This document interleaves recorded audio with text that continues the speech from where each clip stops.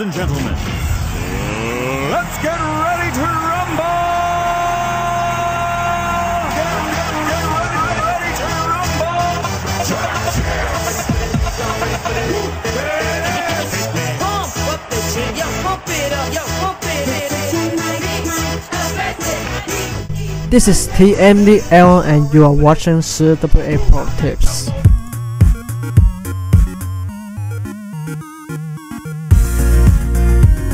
Hey guys, what's going on? It's Ash here coming at you today in Clash Royale, and I am so pumped. I hope you guys enjoyed that intro. That is none other than who I'm here in this clan with right now. It's TMD Aaron. Now, he won first place in CCGS Asia, so he is, for all intents and purposes in today's video, he is Asia's best player, and he certainly dominated in the entire championship, the entire tournament. He, from beginning to end, he almost never lost. A really incredible player. I'm going to link you some footage. Of course, you're not going to be able to understand it, but I'm going to link you some raw footage of the tournament in the show notes below in the description in case you're interested to see just how dominating he was in the Asian finals, I guess, of the spring season of CCGS. So I just want to give a shout out to HK Esports for allowing TMD Aaron to appear on the channel.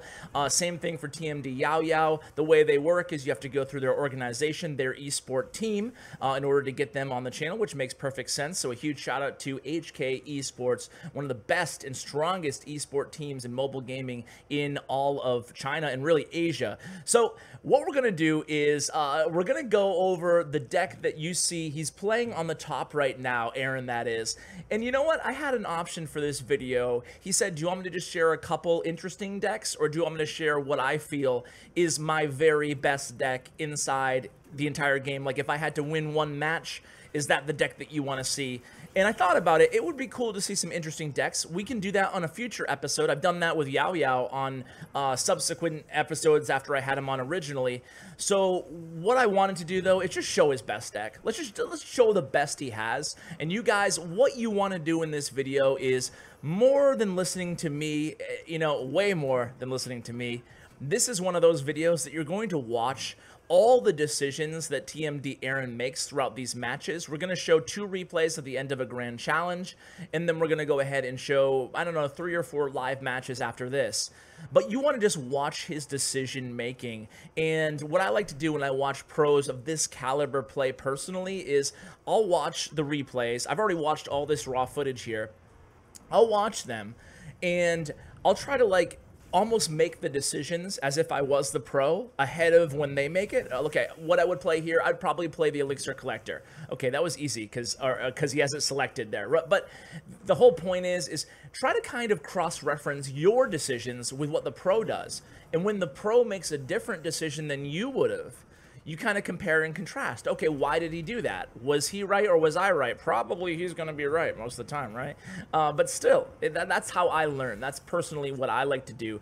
And this is a great deck to learn. It's really one of the strongest decks in the meta right now. It's not really bridge spam per se. It's kind of, but there's no secondary bridge spam unit. There's no bandit in this deck. You have the Ewiz, you have the Night Witch being the 2 legendary cards. You have the PEKKA being the big meta stopper. You have the Baby Dragon being that splash damage. You have 2 spells. You have Fireball and Zap. That will shut down 3 Musketeers better than Lightning.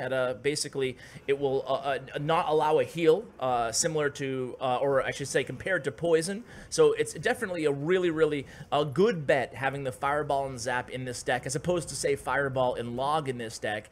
And other than that, the Elixir Collector is the only card we haven't discussed yet. The Elixir Collector, obviously, giving you that Elixir advantage. It's really a card that we don't necessarily see in a lot of the bridge spam decks. There is one version of the Vietnam deck with the Elixir Collector in it, but with this deck, you want to do 2 things in the first 2 minutes.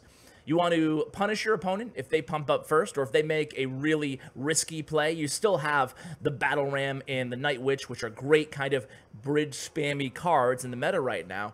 And you also want to pump up and defend. You have the PEKKA, who's going to be your main line of defense against really big pushes if you have the Elixir to do so. You can see Aaron did not have the Elixir to do so here. And the beautiful thing about the Fireball in the current meta is you can use it in situations like that, guys. You saw right on your screen that Aaron really, if he had Poison in his his hand right there, he would have taken way more damage. Sometimes the instant damage of the fireball as compared to poison is just way better in a lot of different circumstances. If you have minions on your tower already for whatever reason, you know, maybe you didn't have enough elixir to cast that poison earlier, well, with fireball, it doesn't matter. You can just go ahead and cast it right on your tower. So here, check this out. I mean, using a baby dragon and a P.E.K.K.A, we're going to totally shut down this 3 Musketeer push. We're going against the 3 Musketeer heal deck here, and in my last video, a lot of people commented that they had no issues with 3 Musketeer heal. They think it's an easy deck to counter, but the thing about me when I try to assess decks is I try to take myself out of it, okay? Just kind of a public service announcement. I don't ever say, oh, this deck is OP, just based on my opinion. I always reference statsroyale.com, and I go by the usage rates, which don't tell you a heck of a lot, but most importantly, the win rates with specific cards, specific win conditions, and specific decks. And I look at the CCGS stats, and in CCGS, 3 Musketeer heal had a win rate almost 7 points higher than any other deck in the archetype, including Graveyard, including Bridge Spam. The win rate of 3 Musketeer in CCGS globally was almost 58%. That is an insane win rate margin. So that is it's not anecdotal, that is my hard and fast evidence that sure, 3 Musketeers and heal is definitely the most powerful deck right now in the meta, according to the stats. Now, if you can counter it very easily, as TMD Aaron can here, well, then good for you. That's great. I mean, you have nothing to complain about. But in general, that's why I specifically always show replays against 3 Musketeer heal, so you guys know how to counter the most popular and certainly the most winning deck inside the meta. So that was a long aside to explain how I kind of talk about decks, but yeah, I feel it's important to share that with you guys. So now back to the deck here. We should have mentioned this right off the bat, not right now, but if you need substitutes for Ewiz and Night Witch, let's not lie here, let's not kid ourselves. They're difficult cards to substitute right now. They're both incredibly strong in the meta, especially the Night Witch. She appears in almost every single deck. So what you want to do is basically you want to use in place of Ewiz, you need something that's air targeting. So I would go with Dark Goblin instead of Ewiz, or Musketeer. So Dark Goblin can really do a good job against Graveyard. Musketeer can do a really good job against more beefier decks, Beatdown and Lava Loon, stuff like that. So it really depends on what you think you're going to be going up against more. So here we are going to reset because, man, this little bug or glitch in Clash Royale doesn't affect, I don't think, anybody besides yours truly, maybe. And what it is I have to hard quit and then reload the app every time I want to spectate when I'm in a brand new clan, the very first time I enter a clan. So I can't imagine too many people having the same problem, but there you go. Now we're a little bit late to the show here in the live match, but, you know, what are you going to do? So I apologize for having to do that in every single one of my videos, guys. It's bad form, but hey, it's not my fault. So anyway, back to the other legendary substitution. So for Ewiz, we talked about it, Dark Goblin or Musketeer. For the Night Witch, you want to go with simply a Knight, or if you want to get a little bit crazy, you can go with the old school Witch. Or you can even go with Executioner if you want just more defensive power. There's really no great substitution. Let's, again, not kid ourselves here for the Night Witch. She is so strong right now in the current meta, so, but that would be my recommendations. Knight more defensively speaking, Witch if you want to get a little bit crazy with the deck. So, going on here, let's go do some play-by-play, because this is a live challenge match right now by TMD Aaron. You can see he is on the bottom of your screen. He's going to defend. Again, this is going to be a tricky defense here against this Graveyard push. He was punished at the bridge with a Night Witch and Graveyard, and he has Baby Dragon, he has Ewiz, and he really did, you couldn't ask for a better defense there than the Baby Dragon Ewiz, although he did take a lot of damage. Are we going to have a loss out of TMD Aaron? That would be unreal. This guy is so good that he even beats, between you and me, guys, he even beats his teammate TMD Yao Yao, who we thought was like unbeatable on a regular basis. He's probably one of the best in all of HK esports, or he is, I'm gonna say. Look at that fireball, by the way. That's like the little things that you want to notice on these replays. That fireball was aimed perfectly so that the Ewiz got pushed right instead of left or behind like a noob like yours truly would have done, and it put it right in range for that last hit from that barbarian there. So here comes the P.E.K.K.A in the back in the left lane. lane. And how is he going to defend this graveyard here? He has a baby dragon close to the bridge, and he has a night witch way in the back. Then he cycles to the Ewiz, puts the Ewiz right in the center of his arena. Again, couldn't ask for better defense there, and now he's coming really strong here on offense in the opposite lane. 2 baby dragons. The P.E.K.K.A right now is tanking for both of the baby dragons. They're not getting hit by anything. I guess one is being hit by the king tower there.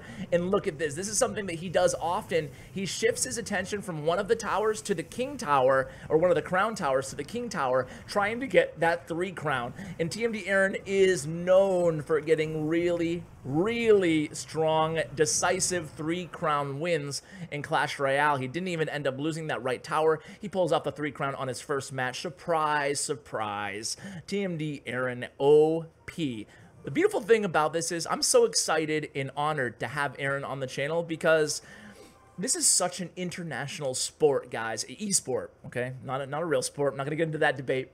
It's such an international esport that they're having all these live tournaments in everywhere, like Barcelona, in Hong Kong, everywhere around the world, in London, in LA, and we don't hear too much, at least us in the West, we don't hear too much about the East, about what they're doing in Clash Royale. So this is why I'm especially so honored to have Aaron on the channel, because we just don't get to hear from these guys. What are they doing? What are they playing? How is it different than what we're doing and we're playing? You'd be surprised.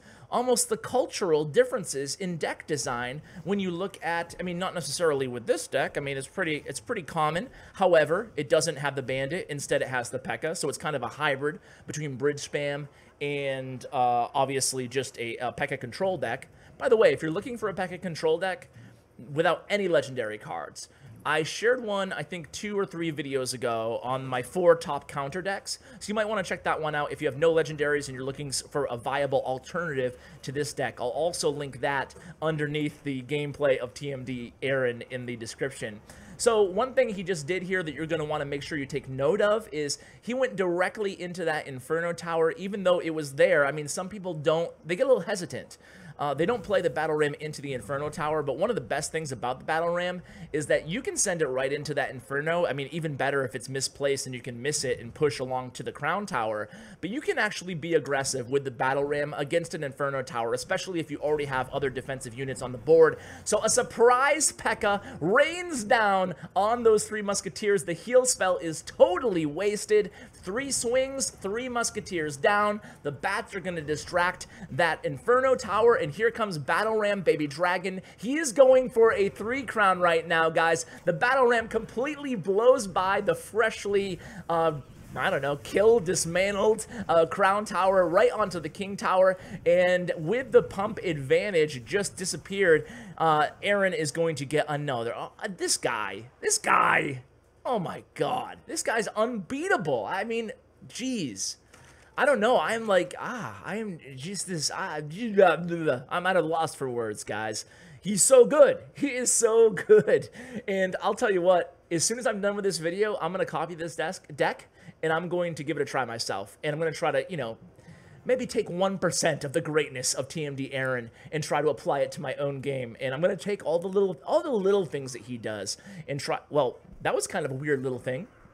This is something that we don't see too much, is starting with the Battle Ram way in the back. So I wonder why he did that. I wonder if it was to predict. I didn't actually get a chance to ask him about that specific decision.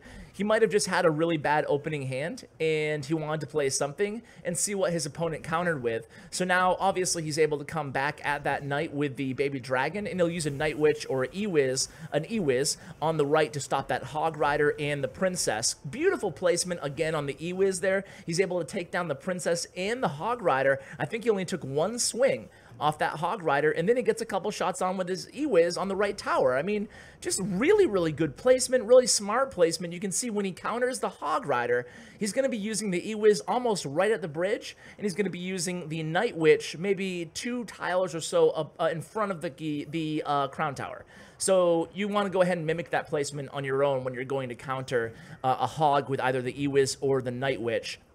So this time, he uses the Ewiz. He didn't have enough Elixir to use the Ewiz right at the bridge there, but he is going to take like 2 or 3 hits on that right tower, and instead he's going to go really hard on the left lane. Battle Ram does connect there, and then the bats along with the Night Witch are just going to finish off that Knight, but he did get more damage than his opponent got on his tower, so I think Aaron will take that trade. So in the beginning of these matches, way back to the beginning of the video where I mentioned this and I got sidetracked, as I am apt to do, you want to start pumping up early, just like it was a beatdown deck. So pump up if you can, maintain that pump advantage, but at the same time, you do have that punish aspect in the deck. In a weird way, it's kind of a hybrid deck between a pump deck, or a beatdown deck, a big heavy deck, you can get big pushes going, or a punish deck where you can just hit your opponent really hard in the opposite lane or whatever the situation calls for. So what a beautiful predictive baby dragon here, knowing that he had Inferno Tower in cycle, another pro play. He's able to cycle back to that Ewiz again, just barely, oh wow, just barely taking down that Inferno Tower in the nick of time. Another Inferno Tower, and this is going to be trouble. A little BM here from TMD Aaron. He says, oops and thanks. Oh man, Inferno Tower down, Hog down. This looks like it's going to be another 3 crown, guys. 2 baby dragons and a Night Witch on that left tower. Is he going to be able to finish it off for the 3 crown? He drops that P.E.K.K.A so it can tank for a bit for the Night Witch and the baby dragon on the King Tower. Meanwhile, Ewiz, Battle Ram, oh my god, this is crazy. Another 3 crowns. So we had 3 live matches, 3 crowns from Aaron. Man, I am so happy to share this deck and his gameplay with you guys. I hope you enjoyed it as much as I obviously did. Maybe got a little bit too excited this video, but hey, he's a good player, man. He's a good player. Guys, thank you so much for watching. It really means the world to me, as I always say, but as I truly mean. And huge shout out to my YouTube partner, Bren Chong. Make sure you check out his information in the description below. Thanks so much for watching, and as always, take care, guys.